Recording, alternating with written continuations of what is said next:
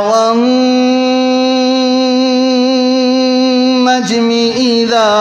غوى.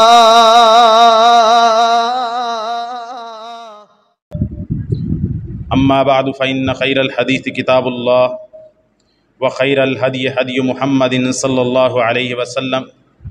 وشر الأمور محدثاتها وكل محدثة بدعة وكل بدعة ضلالة. تمام قسم کی حمد و ثنا اکیلے اللہ رب العالمین کے لیے ہے جو ہم سب کا خالق، مالک، رازق اور مدبر ہے، اور پھر لاکھوں کروڑوں درود و سلام ہوں سستی اقدس و مقدس پر کہ جن کا نام نامی اسم گرامی محمد الرسول اللہ صلی اللہ علیہ وآلہ وسلم ہے۔ اللہ تعالیٰ نے قرآن مجید سورہ الاحزاب آیت نمبر 33 کے اندر ارشاد فرمایا ہے، جو آیت نمبر 33 کا ایک ٹکڑا ہے، انما یرید اللہ لیذھب عنکم الرجس اہل البیت ویطہرکم تطہیرا، کہ اللہ تعالیٰ اس بات کا ارادہ کرتے ہیں کہ اللہ تعالیٰ تم اہل بیت سے ہر طرح کی رجس کو، ہر طرح کی آلودگی کو، ہر طرح کی ناپاکی کو دور کر دیں، وَيُطَهِّرَكُمْ تَطْهِيرًا، اور اللہ تعالیٰ تمہیں پوری طرح پاک فرما دیں۔ یہ آیت کریمہ سورہ الاحزاب آیت نمبر 33 کا ایک ٹکڑا ہے، اور اس سے پہلے اللہ تعالیٰ نبی پاک صلی اللہ علیہ وسلم کی ازواج کو مخاطب کر رہے ہیں، جو کہ مضمون شروع ہوتا ہے آیت نمبر 28 سے، یا ایھا النبی قل لازواجک، آپ اپنی بیویوں کو کہہ دیجئے اے نبی صلی اللہ علیہ وسلم۔ اس میں کئی ساری پند و نصائح اللہ تعالیٰ نے نبی پاک صلی اللہ علیہ وسلم کی ازواج کو فرمائی ہیں، اور آیت نمبر 33 میں اللہ تعالیٰ نے یہ حکم دیا وَقَرْنَ فِي بُيُوتِكُنَّ، اے نبی کی بیویوں اپنے گھروں میں ٹھہری رہو، وَلَا تَبَرَّجْنَ تَبَرُّجَ الْجَاهِلِيَّةِ الْأُولَى، اور پہلے زمانہ جاہلیت کا بناؤ سنگار کر کے باہر نہ نکلو، وَأَقِمْنَ الصَّلَاةَ، اے نبی کی بیویوں نماز قائم کرو، وَآتِينَ الزَّكَاةَ، اے نبی کی بیویوں زکوٰۃ ادا کرو، وَأَطِعْنَ اللَّهَ وَرَسُولَهُ، اور اے نبی کی بیویوں اللہ اور اس کے رسول کی اطاعت اور فرما برداری کرو۔ انما یرید اللہ لیذھب عنکم الرجس اہل البیت ویطہرکم تطہیرا، اللہ تعالیٰ نبی پاک کی بیویوں کو مخاطب کر کے کہہ رہے ہیں گھروں میں ٹھہری رہو، زمانہ جاہلیت کے بناؤ سنگار کر کے باہر نہ نکلو، نماز قائم کرو، زکوٰۃ ادا کرو، اور اللہ اور اس کے رسول کی اطاعت اور فرما برداری کرو۔ کیوں؟ انما یرید اللہ لیذھب عنکم الرجس اہل البیت ویطہرکم تطہیرا، اللہ تعالیٰ اس بات کا ارادہ کرتے ہیں کہ اللہ تعالیٰ ہر طرح کی آلودگی کو، ہر طرح کی ناپاکی کو تم سے دور کر دیں، اور تمہیں پوری طرح سے اللہ تعالیٰ پاک فرما دیں۔ اور پھر اللہ تعالیٰ فرماتے ہیں، جمع مؤنث حاضر کا صیغہ ہے، وَاذْكُرْنَ مَا يُتْلَى فِي بُيُوتِكُنَّ، اور اے نبی کی بیویوں تم اس بات کو، اس چیز کو پڑھو، اس کا ذکر کرو جو تمہارے گھروں میں تلاوت کیا جاتا ہے اللہ تعالیٰ کی آیات میں سے اور حکمت میں سے، ان اللہ کان لطیفا خبیرا۔ تو یہ آیت نمبر 34 پہ جا کے یہ مضمون ختم ہو جاتا ہے، جو آیت نمبر 28 سے شروع ہوا آیت نمبر 34 تک۔ اس میں رسول اللہ صلی اللہ علیہ وسلم کی صرف اور صرف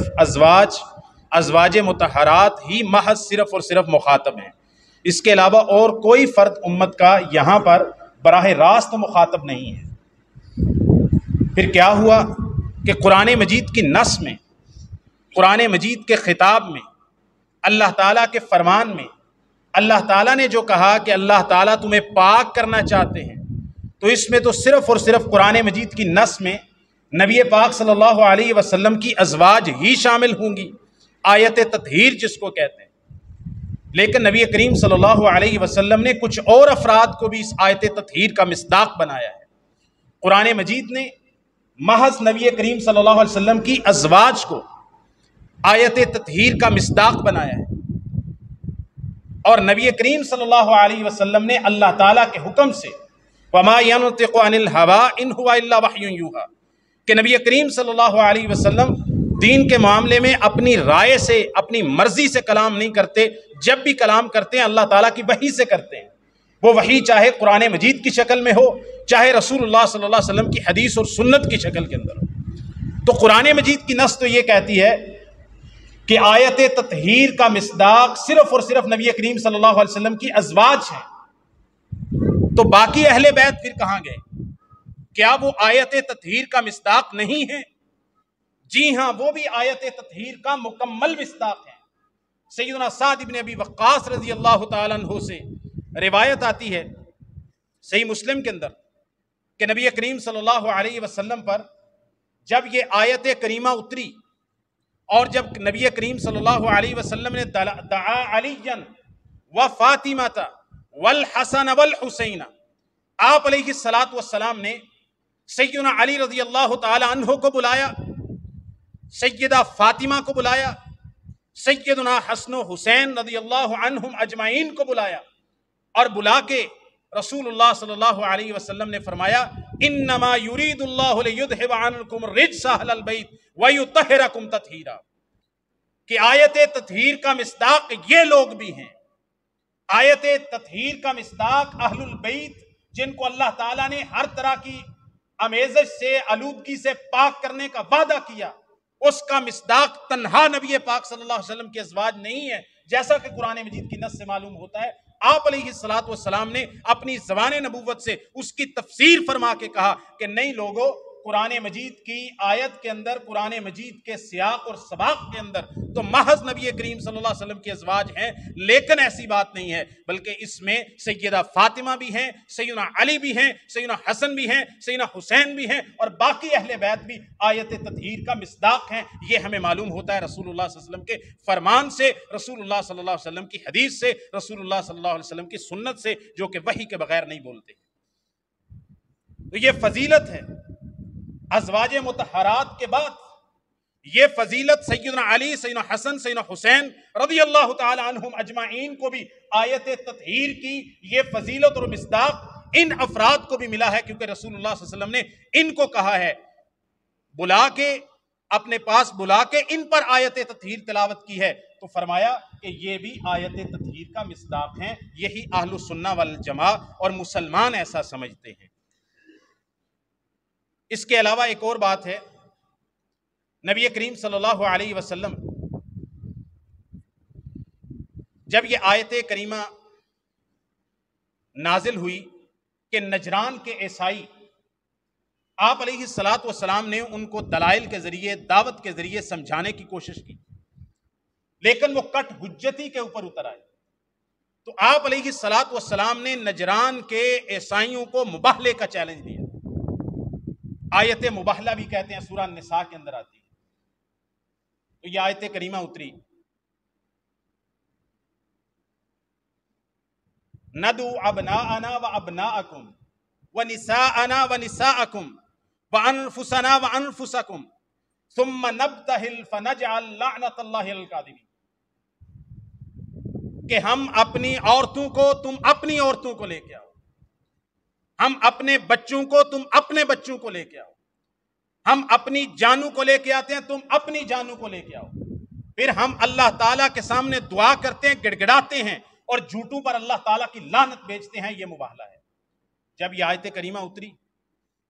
تو رسول اللہ صلی اللہ علیہ وسلم نے سیدنا علی، سیدنا حسن، سیدنا حسین اور سیدہ فاطمہ ان کو بلایا، اور رسول اللہ صلی اللہ علیہ وسلم نے اللہ تعالیٰ سے دعا کی۔ آیت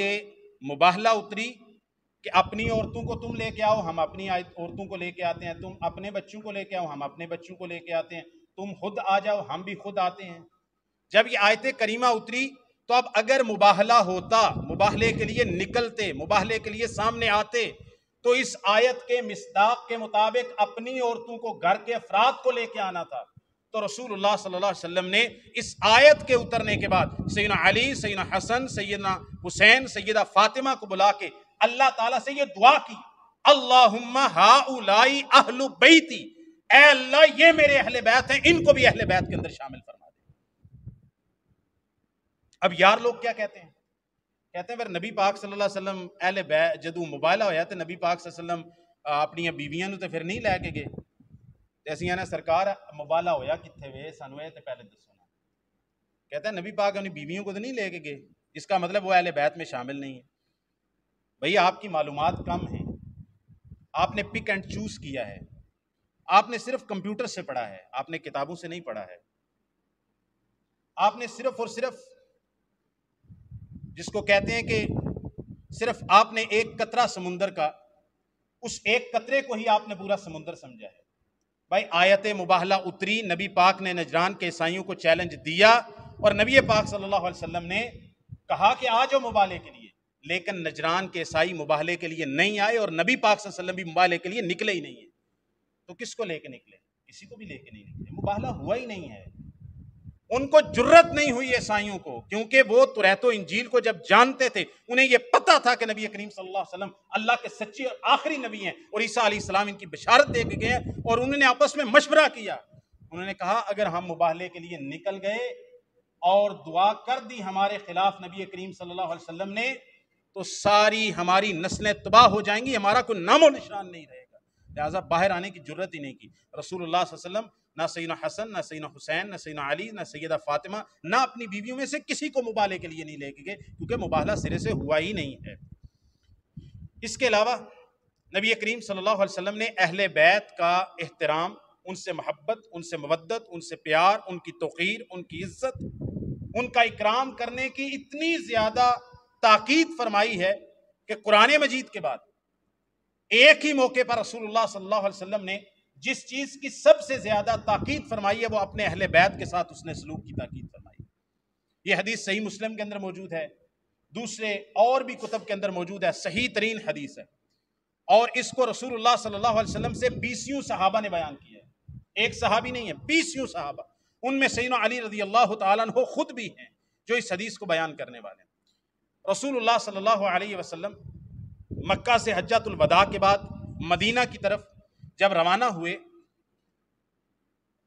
تو رسول اللہ صلی اللہ علیہ وسلم کے پاس یہ مسند احمد کے اندر اس کا سیاق موجود ہے،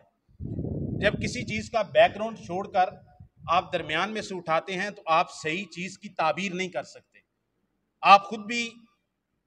کنفیوز ہوتے ہیں، لوگوں کو بھی کنفیوز کر دیتے ہیں۔ ہوا کیا کہ رسول اللہ صلی اللہ علیہ وسلم نے سیدنا علی رضی اللہ تعالیٰ عنہ کو عامل زکوٰۃ بنا کے بھیجا صدقات لینے کے لیے ایک علاقے کے اندر، شاید یمن کا علاقہ تھا۔ تو سیدنا علی رضی اللہ تعالیٰ عنہ نے جو وہاں پر بیت المال آیا تھا یا مال غنیمت آیا تھا، وہاں پر غزوہ اور سریہ رسول اللہ صلی اللہ علیہ وسلم نے بھیجا تھا، اور سیدنا علی رضی اللہ تعالیٰ عنہ کو مال غنیمت اور اموال جمع کرنے کے لیے بھیجا تھا اپنا نائب بنا کے۔ تو جب مال آ گیا، سیدنا علی رضی اللہ تعالیٰ عنہ نے اس میں سے ایک لونڈی کو اپنے لیے پسند کیا۔ تو سیدنا علی رضی اللہ تعالیٰ عنہ جب فجر کی نماز کے لیے نکلے تو ان کے سر اور بالوں سے پانی ٹپک رہا تھا، معلوم ہوا کہ انہوں نے اپنی لونڈی سے استمتاع کیا ہے۔ تو کچھ صحابہ جس کا نام بھی مسند احمد کی صحیح ترین حدیث میں آتا ہے کہ وہ اس بات پر بڑے شاکی ہوئے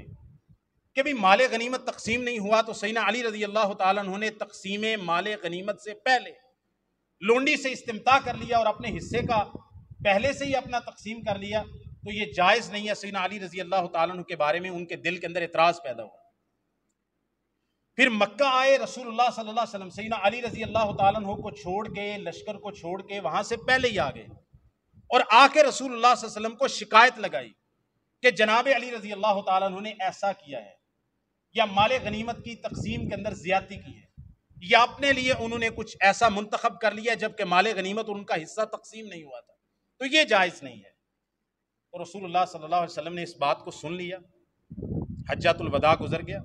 شکایت آپ کے پاس پہنچ گئی، اور وہ صحابی بیان کرتے ہیں، مسند احمد کی حدیث ہے، اس موقع اور اس وجہ سے میرے دل کے اندر سیدنا علی کے بارے میں ایک طرح کی ناپسندیدگی اور بغض پیدا ہو گیا تھا۔ بیک گراؤنڈ کہ غدیر خم کی حدیث، اس کا بیک گراؤنڈ کیا ہے؟ تو رسول اللہ صلی اللہ علیہ وسلم حجۃ الوداع گزر گیا، لوگ اپنے اپنے اطراف میں چلے گئے، رسول اللہ صلی اللہ علیہ وسلم آئے، غدیر خم کا مقام ہے، وہاں اپنے پڑاؤ کیا، اتفاقیہ طور پر وہاں پڑاؤ کیا، یا رسول اللہ صلی اللہ علیہ وسلم نے وہاں پر اپنی پوری جس کو کہتے ہیں کہ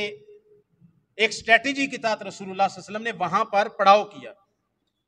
تو آپ علیہ الصلوۃ والسلام اٹھے، سارے لوگ موجود تھے مدینہ وغیرہ کے، باقی لوگ تو اپنے اپنے اطراف میں چلے گئے تھے جن کا سفر مدینہ کی طرف نہیں تھا۔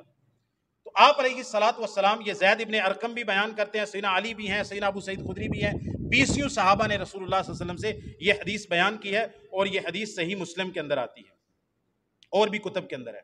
زید ابن ارقم بیان کرتے ہیں، بیک گراؤنڈ سمجھ آ گیا؟ ایک صحابی نے آ کے رسول اللہ صلی اللہ علیہ وسلم کے سامنے شکایت لگائی اور سیدنا علی کی شکایت کی کہ انہوں نے مال غنیمت کے معاملے میں ہم سے زیادتی کی ہے، یہ ایسا کیسے کر سکتے ہیں، ان کو حق نہیں پہنچتا ایسا کرنے کا۔ تو رسول اللہ صلی اللہ علیہ وسلم نے غدیر خم میں بتایا کہ علی کو ایسا حق پہنچتا ہے، وہ اس کا۔ تو سیدنا وہ صحابی کہتے ہیں، مسند احمد کی حدیث ہے، میں نے پچھلے سال بیان کی تھی، غدیر خم کا میرا ایک خطبہ ہے، وہ یوٹیوب پہ موجود ہے، خطبہ غدیر خم کا پس منظر، تو اسی جو ہے وہ تھم نیل کے ساتھ ہمارے یوٹیوب چینل پہ موجود ہے، نجات میڈیا پہ، تو وہاں سے آپ دیکھ سکتے ہیں، وہاں میں نے حوالے وغیرہ بھی دیے ہیں۔ تو حدیث سے غدیر خم کا پس منظر کیا تھا؟ پس منظر وہ صحابی کی شکایت لگانا، اور اس نے کہا میرے دل میں بغض اور نفرت پیدا ہو گئی تھی، جو یہ فطری چیز ہے۔ تو نبی پاک صلی اللہ علیہ وسلم نے صحابہ کرام اور دوسرے لوگ جو سیدنا علی رضی اللہ تعالیٰ عنہ کے حق کو نہیں پہچان پا رہے تھے، اس موقع پر فرمایا رسول اللہ صلی اللہ علیہ وسلم نے غدیر خم کے موقع پر، قام رسول اللہ صلی اللہ علیہ وسلم یومن فینا خطیبا، رسول اللہ صلی اللہ علیہ وسلم ایک دن ہمارے درمیان خطبہ دیتے ہوئے کھڑے ہوئے، بماء یدعا خمن، ایک پانی کا گھاٹ ہے، یا پانی کا موقع ہے یا کنواں ہے، اس کو خم کہتے ہیں، غدیر خم، بین مکہ والمدینہ، مکہ اور مدینہ کے درمیان یہ جگہ آتی ہے۔ فحمد اللہ واثنا علیہ، رسول اللہ صلی اللہ علیہ وسلم نے اللہ تعالیٰ کی حمد کی، اللہ تعالیٰ کی ثنا بیان کی، ووعظ وذکر، واعظ و نصیحت کی رسول اللہ صلی اللہ علیہ وسلم، ثم قال، پھر آپ علیہ الصلوۃ والسلام نے فرمایا، اما بعد، حمد و صلاۃ کے بعد، الا ایھا الناس فانما انا بشر، اے لوگو میں ایک بشر ہوں، یوشک ان یاتی رسول ربی فاجیب، قریب ہے کہ میرے پاس اللہ تعالیٰ کا پیغام لانے والا آئے، اور میں اللہ تعالیٰ کے پیغام لانے والے کے پیغام کے جواب میں اللہ تعالیٰ کے پاس تشریف لے جاؤں، یعنی دنیا سے رخصتی ہو جائے۔ وَأَنَا تَارِكُمْ فِيكُمُ الثَّقَلَيْنِ، میں تمہارے اندر دو بڑی بھاری چیزیں چھوڑ کے جا رہا ہوں، میں تمہارے اندر دو بڑی بھاری چیزیں چھوڑ کے جا رہا ہوں، جن کو مقام مرتبہ بہت زیادہ ہے، جن کی عزت و اکرام بہت زیادہ ہے، جن کا آپ نے خیال بہت زیادہ رکھنا ہے وہاں، ورنہ آپ سیدھے راستے سے ہٹ جاؤ گے، اللہ اور اس کے رسول کو ناراض کر بیٹھو گے۔ تو وہ دو بھاری چیزیں کیا ہیں؟ رسول اللہ صلی اللہ علیہ وسلم نے فرمایا، اولہما کتاب اللہ، ان دو میں سے پہلی چیز اللہ تعالیٰ کی کتاب قرآن مجید ہے، فیہ الہدی والنور، اللہ تعالیٰ کی کتاب کے اندر ہدایت ہے، نور ہے، روشنی ہے۔ فخذوا بکتاب اللہ، اللہ کی کتاب کو پکڑو، واستمسکوا بہ، اللہ کی کتاب کو مضبوطی کے ساتھ تھام لو۔ فحث علی کتاب اللہ ورغب فیہ، رسول اللہ صلی اللہ علیہ وسلم بار بار اللہ کی کتاب قرآن مجید کی ترغیب دیتے رہے، اس پہ ابھارتے رہے، اس کو مضبوطی کے ساتھ پکڑنے کی رسول اللہ صلی اللہ علیہ وسلم نصیحت فرماتے رہے۔ بہت دفعہ رسول اللہ صلی اللہ علیہ وسلم نے بار بار اس بات کا تکرار کی۔ تو ایک بات، دو چیزوں میں سے، دو بھاری چیزوں میں سے ایک چیز اللہ کی کتاب ہے، ہدایت اس میں ہے، نور اس میں ہے، پکڑنا اس کو ہے، مضبوطی سے اس کو تھامنا ہے، اسی سے ہدایت ملے گی، اسی سے راستہ ملے گا، اور اسی سے آپ کو صحیح طریق ملے گا۔ دوسری چیز رسول اللہ صلی اللہ علیہ وسلم نے فرمایا، وَأَهْلُ بَيْتِي، اور میرے اہل بیت، وَأَهْلُ بَيْتِي، اور میرے اہل بیت، اُذَكِّرُكُمُ اللَّهَ فِي أَهْلِ بَيْتِي، اُذَكِّرُكُمُ اللَّهَ فِي أَهْلِ بَيْتِي، उज़क्किरुकुम अल्लाह फी अहले बैती। आप अलैहिस्सलातु वस्सलाम ने फरमाया दूसरी भारी चीज मेरे रिश्तेदार मेरे अहले बैत हैं। 3 दफा फरमाया मैं तुम्हें अल्लाह ताला का डर दिलाता हूं अपने अहले बैत के बारे में, तुम्हें अल्लाह का खौफ दिलाता हूं अपने अहले बैत के बारे में, तुम्हें अल्लाह ताला की याद दिलाता हूं अपने अहले बैत के बारे में। क्या कि मेरे अहले बैत के साथ उसने सलूक करना, इनके साथ कमाल दर्जे की मोहब्बत करना, इनका इज्जत व इकराम करना, इनके हुकूक का पास करना, इनसे किसी भी किस्म की नाराजगी आपने नहीं रखनी है। इस हदीस का दूसरा टुकड़ा इस तरह आता है कि रसूलुल्लाह सल्लल्लाहु अलैहि वसल्लम खुतबा गदीर खुम के मौके पर, जो सही मुस्लिम के अंदर इस तरीक के अंदर नहीं है, आप अलैहिस्सलातु वस्सलाम ने फरमाया ऐ मेरे साहबा मुझे बताओ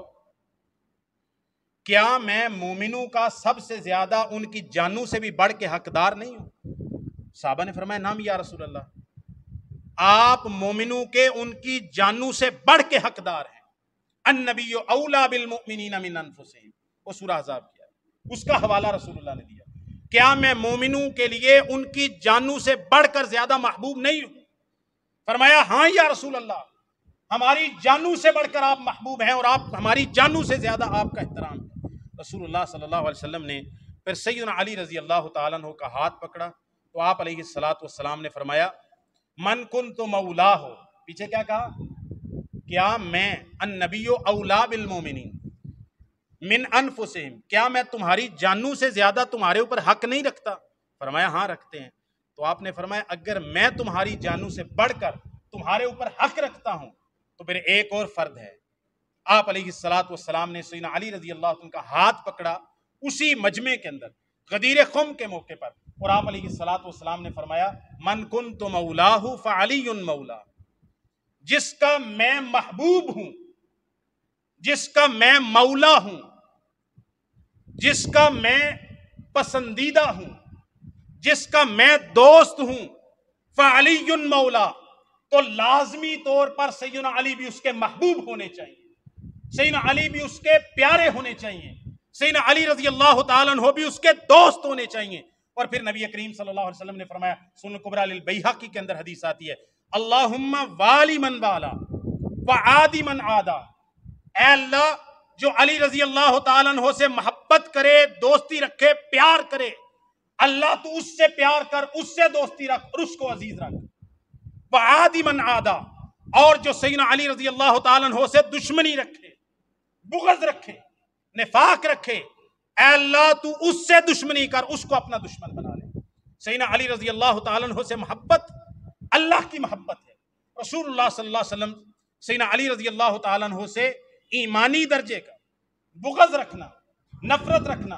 उनके एहतराम को ना पहचानना, उनके फजाइल का इनकार करना, उनके ऊपर सब शतम करना, उनकी इज्जत और इकराम ना करना, ये अल्लाह ताला की दुश्मनी और अल्लाह ताला और उसके रसूल की दुश्मनी के मुतरादिफ है। ये रसूलुल्लाह सल्लल्लाहु अलैहि वसल्लम ने फरमाया। इसके अलावा देखें अहले बैत के इतने फ़ज़ाइल हैं, इतने वसाइल हैं, एक जुमा नहीं,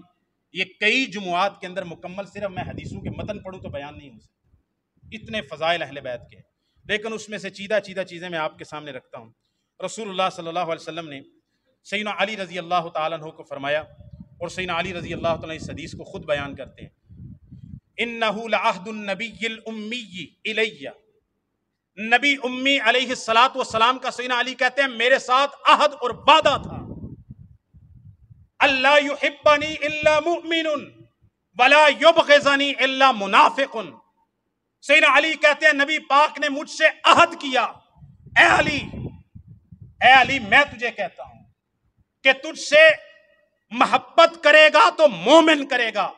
और जो तुझसे बुग़्ज़ रखेगा वो मुनाफिक हो सकता है, मोमिन नहीं हो सकता। तो सैयदना अली और अहले बैत के साथ बुग़्ज़ रखना ये निफाक की अलामत है, इससे बंदा दीन इस्लाम से हट जाता है। और जो शख्स भी सहाबा किराम अहले बैत से मोहब्बत नहीं करता, उनसे बुग़्ज़ रखता है, निफाक रखता है, दिल के अंदर तंगी रखता है, दिल के अंदर मैल रखता है, उनके ऊपर बेजा एतराज करता है, बिलखुसूस सैयदना अली रजी अल्लाह तआला का जिक्र है इस हदीस के अंदर, तो रसूलुल्लाह सल्लल्लाहु अलैहि वसल्लम ने फरमाया वो मुनाफिक हो सकता है, मोमिन नहीं हो सकता। लिहाजा अपने ईमान को बचाने के लिए اور اپنے ایمان پر قائم رہنے کے لیے ہمیں اہل بیت سے اور سیدنا علی رضی اللہ تعالیٰ سے وہی محبت کرنی ہے جس محبت کی تعلیم ہمیں قرآن و سنت اور نبی پاک صلی اللہ علیہ وسلم کی سیرت اور خود سیدنا علی رضی اللہ تعالیٰ عنہ اور سیدنا حسن و حسین کی سیرت نے دی ہے۔ غلوف بھی نہیں کرنا۔ آپ سیدنا علی رضی اللہ عنہ کے اتنے فضائل آ گئے تو کیا سیدنا علی رضی اللہ تعالیٰ عنہ کو نعوذ باللہ حاجت روا اور مشکل کشا مان لیں؟ کیونکہ سیدنا علی رضی اللہ عنہ حاجت روا مشکل کشا ہے۔ میں کہ نہیں، کہنا دیکھو منافق ہے، نبی پاک نے فرمایا سی کہ مجھ سے بغض نہیں رکھے گا، حضرت علی نے کہا تھا وہ مگر منافق تے اے دیکھو تیرے دل چ حضرت علی منافق ہے۔ وہ بھائی یہ نفاق نہیں ہے، او اللہ الہ رب معبود ہم نبی کریم کو نہیں مانتے تو سیدنا علی کو کیسے مانیں؟ یہ مسلمانوں کا عقیدہ ہے، یہ مسلمانوں کا عقیدہ ہے۔ نصیریہ، سبائیہ،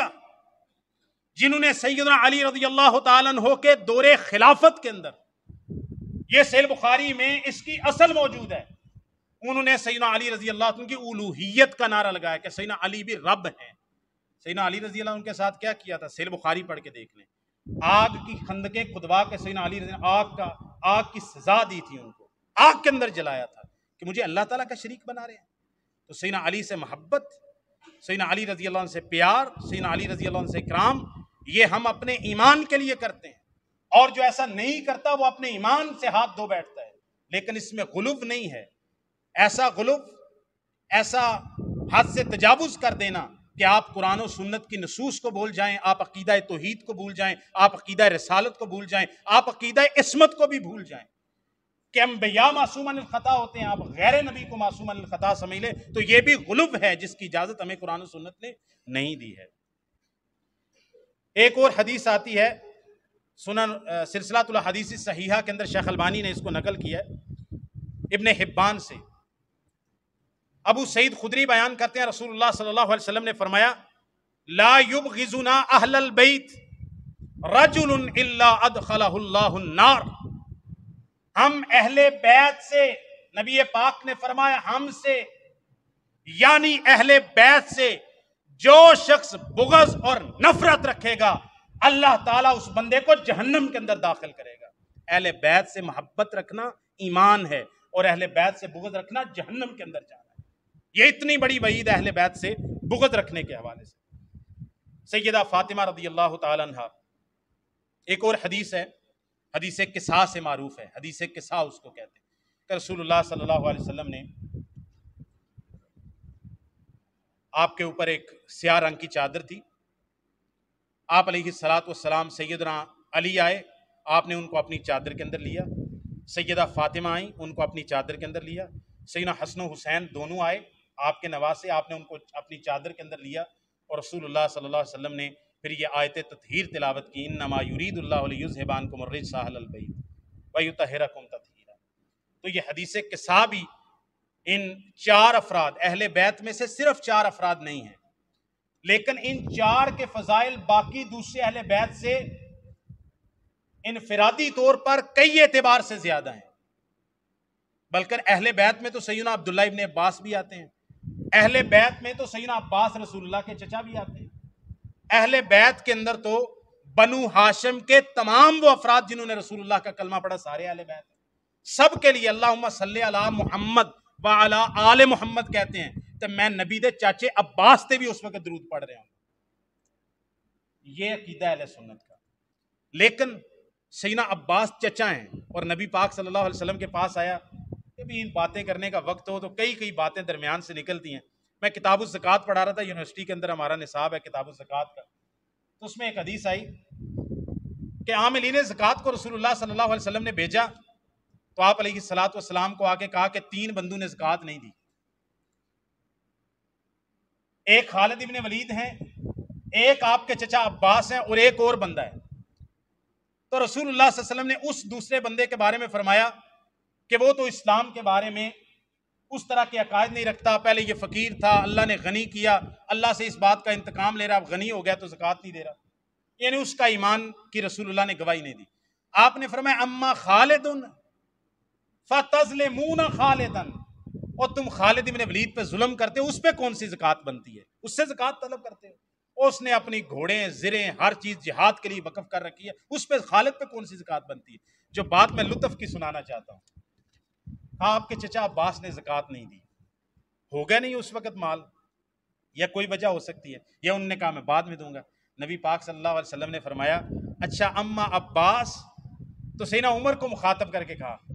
اما شعرت یا عمر ان عمر رجل سن و ابی ہے، عمر تمہیں معلوم نہیں ہے کہ جو بندے کا چچا ہوتا ہے وہ اس کے باپ کی مثل ہوتا ہے، عزت و احترام۔ تو عباس میرے چچا ہیں اور عزت و احترام میں میرے باپ کی طرح ہیں، لہٰذا میں ان کا بھتیجا، ان کا بیٹا، انہوں نے زکوٰۃ نہیں دی، جتنی زکوٰۃ عباس کی بنتی ہے وہ بھی لے لو اور اس سے دگنی لے لو مجھ سے۔ اپنے رسول اللہ صلی اللہ علیہ وسلم نے اپنی جیب سے سیدنا عباس کی زکوٰۃ دی۔ تو اب میں بیان کر رہا، سیدنا عباس رسول اللہ کے چچا بھی ہیں، ایمان بھی لائے ہیں، لیکن سیدنا علی بھتیجے ہیں، سیدنا علی ان کے بھتیجے ہیں، لیکن فضائل کس کے زیادہ ہیں؟ سیدنا علی کے۔ بھتیجے کے فضائل زیادہ ہیں، چچا کے فضائل ان سے کم ہیں جب دونوں کا تقابل کیا جائے گا، لیکن ہیں دونوں اہل بیت میں۔ سیدنا عبداللہ ابن عباس رسول اللہ کے چچا زاد ہیں، آپ نے ان کے لیے دعائیں کی ہیں، لیکن جب فضائل کی بات آئے گی سیدنا علی کے فضائل بہت زیادہ ہیں، اور دوسرے اہل بیت سیدنا عبداللہ ابن عباس کے فضائل سیدنا علی کا مقابلہ نہیں کرتے۔ اسی طرح باقی صحابہ میں جیسے سیدنا ابو بکر رضی اللہ تعالیٰ عنہ کے فضائل باقی تمام صحابہ سے زیادہ ہیں، عمر رضی اللہ تعالیٰ کے فضائل ان کے بعد آتے ہیں، اسی طرح سیدنا علی رضی اللہ تعالیٰ اہل بیت کے اندر اور باقی صحابہ کے اندر ان کے فضائل بہت زیادہ ہیں، لیکن ایک کے فضائل زیادہ ہونے کا، جو کمزور ذہن لوگ ہوتے ہیں نا، کمزور ذہن لوگ، ذہنی اپروچ کم ہوتی ہے، ایک کے فضائل بہت زیادہ ہونے کا کیا مطلب ہوتا ہے؟ وہ اس کو ملٹی پلائی بائی زیرو کر دیتے ہیں دوسرے کے لیے، اچھا ان کے فضائل بہت زیادہ ہیں، اس کا مطلب دوسرے کے فضائل ہے نہیں، کوئی نہیں، یہ بات نہیں ہے۔ ہمارے نبی رحمت صلی اللہ علیہ وسلم کے فضائل تمام انبیاء سے زیادہ ہیں، تو اس کا کیا مطلب ہے کہ سیدنا عیسیٰ علیہ السلام کے کوئی فضائل نہیں ہیں، سیدنا موسیٰ علیہ السلام کے کوئی فضائل نہیں ہیں؟ اس کا کیا مراد نکلتی ہے کہ نبی پاک کے فضائل ہیں، باقی کسی کے نہیں ہیں، نبی پاک کے سب سے زیادہ ہیں اور دوسروں کے بھی فضائل ہیں۔ سیدنا علی کے فضائل باقی اہل بیت میں سب سے زیادہ ہیں، لیکن اس سے باقیوں کے فضائل اور مناقب کی نفی نہیں ہوتی ہے۔ نبی کریم صلی اللہ علیہ وسلم نے سیدہ فاطمہ رضی اللہ تعالیٰ عنہا کے بارے میں فرمایا، جب رسول اللہ صلی اللہ علیہ وسلم کی وفات کا وقت قریب تھا تو سرگوشی کی، سیدہ عائشہ بیان کرتی ہیں سیدہ فاطمہ رو پڑی، پھر دوسری دفعہ سرگوشی کی، سیدہ فاطمہ ہنس پڑی۔ رسول اللہ صلی اللہ علیہ وسلم نے سیدہ فاطمہ کو کہا الا ترضینا، اے میری بیٹی فاطمہ، اے میری لخت جگر، الا ترضینا، کیا تو اس بات پہ راضی نہیں ہے ان تکونی سیدۃ نساء اہل الایمان، ان تکونی سیدۃ نساء هذه الملہ، ان تکونی سیدۃ نساء اہل الجنہ؟ فاطمہ تو اس بات پہ خوش نہیں ہے کہ اللہ تعالیٰ نے تمہیں تمام اہل ایمان کی عورتوں کی سردار بنا دیا ہے، تمام اہل ملت کی عورتوں کی سردار بنا دی ہے۔ تیسرے موقع پر صحیح بخاری میں فرمایا فاطمہ تجھے یہ بات خوش نہیں کرتی کہ اللہ تعالیٰ نے تمہیں جنت کی تمام عورتوں کی سردار بنا دیا ہے؟ اور فرمایا فاطمہ میرے دل کا، میرے جگر کا ٹکڑا ہے، جس نے فاطمہ کو ناراض کیا اس نے مجھ کو ناراض کیا۔ رسول اللہ صلی اللہ علیہ وسلم نے سیدنا حسن و حسین کے بارے میں فرمایا ہما ریحانتا یا من الدنیا، حسن و حسین یہ میرے دنیا کے اندر دو پھول ہیں مسکراتے ہوئے۔ رسول اللہ صلی اللہ علیہ وسلم خطبہ دے رہے ہیں، کیسی بات ہے اب خطبہ دیتے ہوئے نہ ہماری وہ بات نہ ہمارے بچوں کی وہ بات، لیکن میں آپ کو تمثیل کے طور پہ کہہ رہا ہوں، آپ ذرا تصور کریں، میں خطبہ دے رہا ہوں، میرا بیٹا آ جائے، میرا پوتا آ جائے، میرا نواسا آ جائے، تو میں اس کو گود میں بٹھا لوں تو تسی کی کہنا ہے؟ بات تو یہی بنتی ہے نا، کوئی خطبہ دیں دیں اپنے بچے گھر چھڑ کے قاری صاحب، آئے ہائے ہائے۔ میں کہتا ہوں کائنات کے اندر ایک ہستی ہے، ان کے دو بیٹے ہیں نواسے، انہوں نے جبہ پہن رکھا ہے اور وہ پاؤں سے نیچے جا رہے ہیں، نبی پاک مسجد کے اندر منبر پہ خطبہ دے رہے اور وہ چلتے ہوئے آتے، اپنے جبے کے اندر اٹک کر ایک دفعہ گرے حسن، پھر گرے، رسول اللہ صلی اللہ علیہ وسلم سے برداشت نہیں ہوا، منبر پہ خطبہ چھوڑ کے لوگوں کے درمیان میں گئے، حسن ابن علی کو اٹھایا اور اٹھا کے لائے اور منبر پہ اپنی گود میں بٹھا کے کہا اللہم انی احبہ، اللہم انی احبہ فاحبہ واحب من یحبہ، اے اللہ یہ حسن یہ میرا بیٹا ہے، میں محمد اس سے محبت کرتا ہوں، اللہ تو بھی اس سے پیار کر اور ہر اس بندے سے محبت کر جو حسن سے پیار کرتا ہے۔ ان ابنی ھذا سید لعل اللہ ان یصلح بہ بین فئتین عظیمتین من المسلمین، اسی موقع پہ فرمایا تھا، فرمایا یہ میرا بیٹا سید ہے، سردار ہے، لیڈر ہے، اے اللہ مجھے امید ہے کہ اس حسن کی وجہ سے مسلمانوں کے دو بڑے گروہوں کے درمیان اللہ تعالیٰ صلح کا کام لے گا، مسلمانوں کے دو بڑے گروہوں کے درمیان، مسلمانوں کے دو بڑے گروہوں کے درمیان۔ اور رسول اللہ صلی اللہ علیہ وسلم نے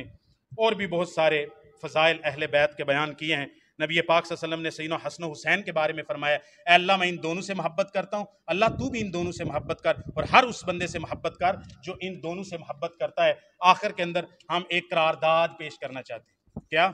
قرارداد پیش کرنا چاہتے ہیں؟ کربلا کے اندر اہل بیت کے ساتھ بہت زیادہ ظلم ہوا، اور ایسا ظلم اگر 5000 یا 7000 کی ریٹن ہسٹری معلوم ہوتی ہے تو اس کے اندر ہمیں نہیں ملتا کہ کسی اور خانوادے کے ساتھ ایسا ظلم ہوا۔ اب ظلم کرنے والوں اور مظلوموں کے بارے میں ہمارا عقیدہ کیا ہے؟ مسلمانوں کا، اہل سنہ کا، ہم اہل بیت سے محبت کرتے ہیں اور نماز میں ان پہ درود پڑھتے ہیں، اور دل کے اندر ذرا سی رمق بھی ان کے بارے میں بغض کیا، ایمان سے اپنے آپ کو خالی سمجھتے ہیں اور اس سے پہلے مرنا پسند کرتے ہیں۔ اور جنہوں نے اہل بیت کے ساتھ ظلم کیا، ان کو قتل کیا، ان کو شہید کیا، ان کے شہید کرنے میں تعاون کیا، اس کے بارے میں اہل سنہ والجماعہ کہتے ہیں ان پر اللہ کی لعنت، ان پر فرشتوں کی لعنت، قاتلین اہل بیت پر، ان پر تمام لوگوں کی لعنت، ان پر ریت کے ذرات کے برابر لعنت، ان کے اوپر سمندر کے پانی کے قطرات کے برابر لعنت۔ ہم اہل بیت کے ساتھ ہیں، ہم اہل بیت کے قاتلین کے ساتھ نہیں ہیں۔ اور اہل بیت کے قاتلین کون تھے وہ انشاءاللہ میں بیان کروں گا آگے کہ اہل بیت کے حقیقی قاتلین کون تھے۔ اللہ تعالی ہمیں عمل کی توفیق عطا فرمائے۔